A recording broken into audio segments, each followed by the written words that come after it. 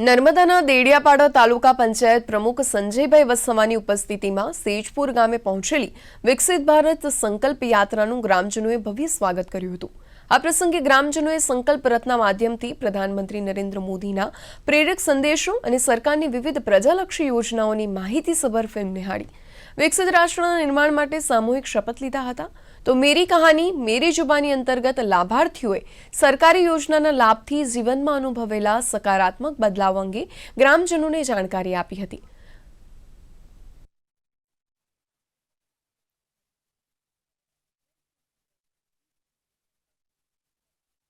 મારા ભાભીને હાર્ટની બીમારી હતી અને એમને ઓપરેશન કરવા માટે અમારી પાસે પૈસા પણ નહોતા। ત્યાં અમે સરકારી આરોગ્ય કેન્દ્રમાં ગયા અને ત્યાં જઈને આયુષ્યમાન કાર્ડ કઢાવ્યું। કાર્ડ કઢાવ્યા બાદ અમે વડોદરા બેંકર હોસ્પિટલમાં એડમિટ થયા અને ત્યાં અમને 4 લાખ રૂપિયાની મદદ મળી।